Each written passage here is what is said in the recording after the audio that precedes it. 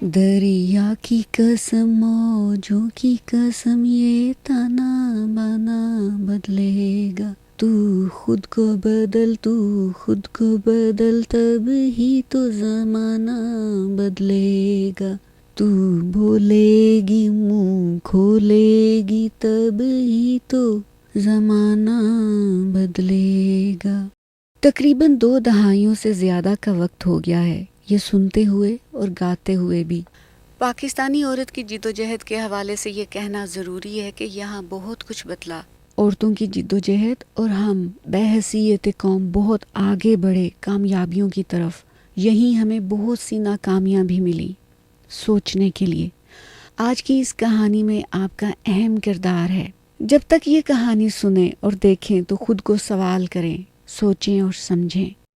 آج میرے پاس ان گنت نام ہیں ان خواتین کے جو ہمیں آگے لے جانے کا باعث بنی، وہ خواتین جو ہمارا فخر ہیں۔ ان میں سمینہ بیگ کا نام ہے جس نے ایورسٹ کی چوٹی فتح کی، کو پیمائی کی تاریخ میں اپنا نام رقم کیا 7 چوٹیاں سر کر کے۔ ملالہ یوسفزئی کا نام آتا ہے جس نے نوبل پرائز جیتا۔ شرمین عبید چنائے ہیں جنہوں نے آسکر جیتا اپنی film a girl in the river کے لیے۔ جان کی امان ہو تو کچھ کہوں، کچھ اور نام جیسے قندیل بلوچ، جیسے مختارہ مائی۔ آپ کی اجازت ہو تو کیا یہ نام اس فہرست میں شامل کر لوں؟ آپ سوچئے۔ یہاں سے ہمارا سفر ماضی کی طرف ہے جہاں مجھے قائد اپنی بہن فاطمہ جناح کے ساتھ نظر آ رہے ہیں۔ قائد نے اپنے عمل سے اعلیٰ مثال قائم کی۔ ان کی بہن فاطمہ جناح ان کے ہمراہ رہیں۔ جو قائد نے کہا وہ انہوں نے کیا بھی۔ آزادی کی تحریک چلی جس میں بی اما جیسی خاتون کی دماغی بالیدگی اور ذہنی پختگی شامل رہی۔ آزادی کی تحریک جو سب محکوم اور پسے ہوئے لوگوں کے لیے تھی، جس میں عورت اور مرد برابر کے حصے دار تھے۔ آزادی کے لیے سب نے قربانی دی، کیا مرد اور کیا عورت، کیا بچے، کیا بوڑھے۔ کون تھی یہ فاطمہ صغریٰ جس نے 1947 میں لاہور کی سول سیکریٹریٹ کی بلڈنگ سے یونین جیک اتارا اور مسلم لیگ کا جھنڈا لہرا دیا؟ کون تھیں یہ سب؟ کلثوم رحمان، شوکت آرا، محمودہ رزاق، بیگم فاطمہ، جہاں آرا شاہ نواز، بیگم شائستہ اکرام اللہ، ممتاز شاہ نواز، زری سرفراز، بیگم سلمہ تصدق حسین، مس تازین۔ یہ سب تحریک پاکستان کی قداور شخصیتیں تھیں، نامور بھی اور کم نامور بھی۔ یہاں نام آتا ہے بیگم رانا لیاقت علی خان کا۔ کیا نہیں تھی وہ؟ ایک بے پناہ دماغ، ذہین اکانومسٹ، انسانی حقوق کی چیمپئن۔ بیگم رانا لیاقت کی بے پناہ ملٹری اور سول سروسز ہیں۔ وہ اعزازی بریگیڈیئر جنرل سے لے کر سندھ کی گورنر تک رہیں اور اس کے ساتھ کراچی یونیورسٹی کی چانسلر اور سربراہ رہیں نیشنل ویمن گارڈ کی۔ 1948 کی جنگ میں بھی ان کا حصہ ہے جو آزادی کے فوراً بعد شروع ہوئی۔ یہاں سوال یہ پیدا ہوتا ہے، کیا یہ کسی آدھے ملک کے لیے لڑیں؟ کیا یہ آدھی گواہی والی عورتیں تھیں؟ کیا فاطمہ صغریٰ نے آدھا جھنڈا لہرایا؟ وہ عورتیں جو ریپ ہوئیں، کیا وہ آدھی ریپ ہوئیں؟ وہ عورتیں جو ماری گئیں، کیا وہ آدھی قتل ہوئیں؟ مگر یہ کیا ہوا کہ آزادی کے 20 سال کے بعد ہی آزادی کے چاند کو گہن لگنا شروع ہوا۔ رجت پسند قوتوں نے ترقی کے سفر میں عورتوں کو پیچھے دھکیلنا شروع کر دیا۔ آزادی کے بعد مرد تو ایک آزاد ملک کے آزاد شہری بن گئے، مگر عورتیں ان کے ہاتھوں مفتون ہونے لگیں۔ آزادی کی تحریک کے بعد رجت پسند قوتیں جو پاکستان کے خلاف تھیں، گھات میں رہیں اور موقع کی طاق میں کہ کب وہ مذہب کے نام پر، روایت کے نام پر عورت کو مرد کے نا برابر کر دیں، عورت کو مرد سے کمتر کر دیں۔ آزادی کے 70 سالوں میں 4 مارشل لا رہے، اور یہ حیران کن بات ہے کہ پہلے جنرل ایوب کے مارشل لا میں جو 20 گھرانے بنے، جو دوسری اصلاحات ہوئیں، ان پر سوالیہ نشان تو بنتا ہے، مگر جو تحفظ عورتوں کو مسلم فیملی لاز کی صورت میں ملا وہ بے مثال رہا۔ یہ فیملی لاز آج بھی عورتوں کو تحفظ دیتے ہیں، اگرچہ رجت پسند قوتیں ان کو کمزور تر کرنے میں مصروف رہیں اور ابھی بھی ہیں۔ ان رجت پسند قوتوں میں اب ہمارا میڈیا بھی آتا ہے جس کا چلن ہماری توجہ مانگتا ہے۔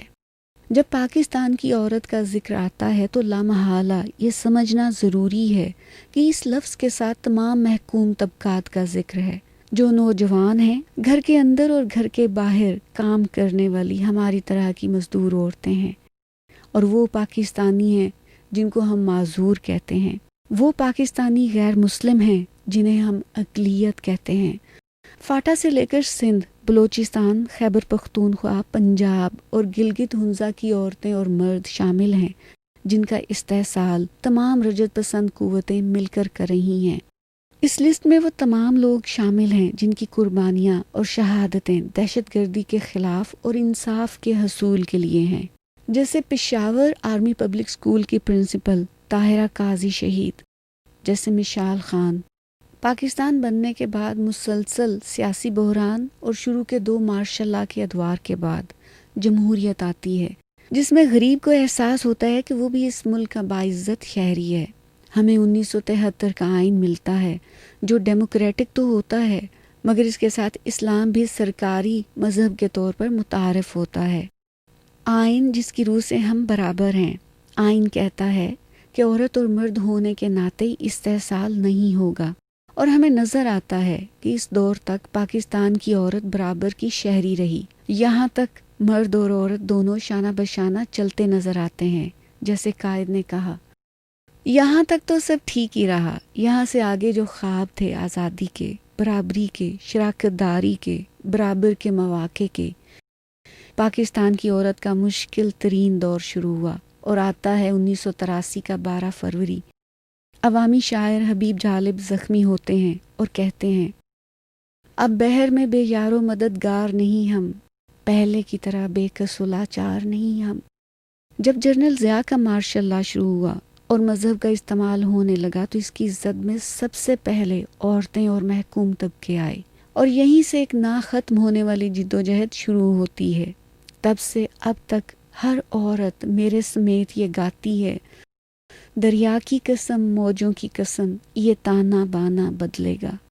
12 فروری 1983 کو لاہور کے ریگل چوک پر پاکستان کی ترقی پسند عورتیں اور مرد نکلتے ہیں خواتین محاذ عمل کی سرکردگی میں، اور اس دن کون ہے جو زخمی نہیں ہوا؟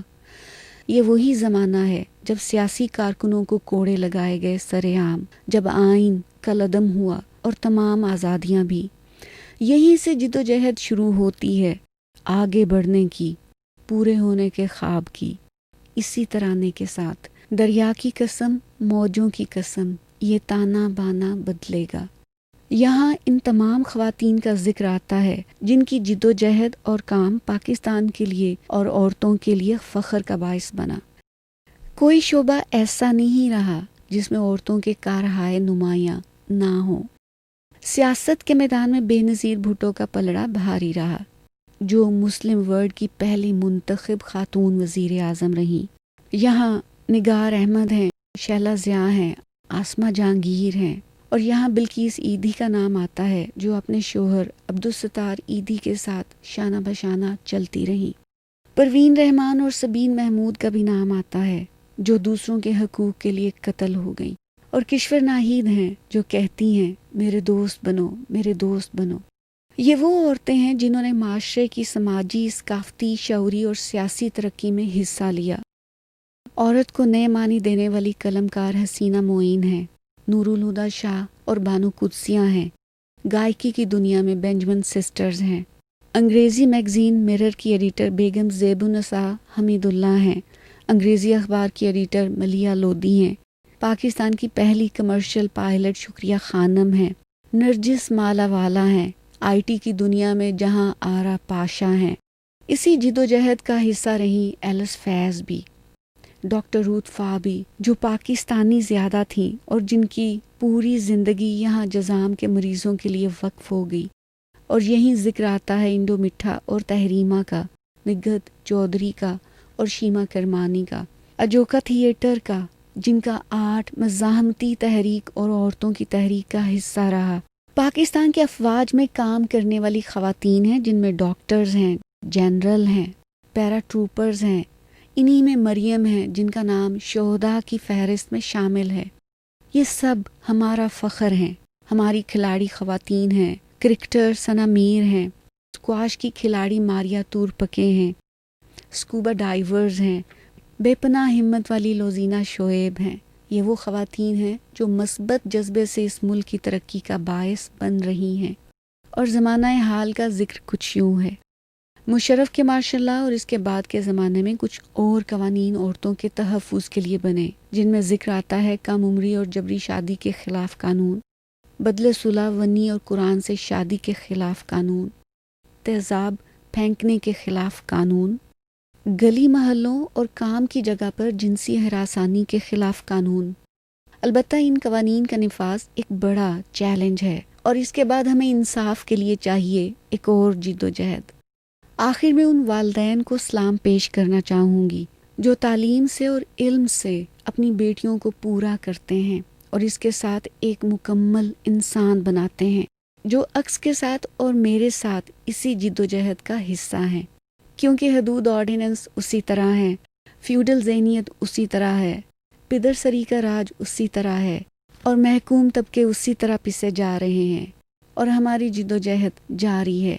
آپ بھی ہمت کریں، اگر مگر کے بغیر ایک فہرست بنائیں ان عورتوں کی جن کا ہماری ترقی میں حصہ ہے، اور داد دیجیے اس جذبے کو جو تھکتا ہی نہیں، گاتا ہی جاتا ہے، اور آنکھیں ہیں کہ خواب دیکھے ہی جاتی ہیں۔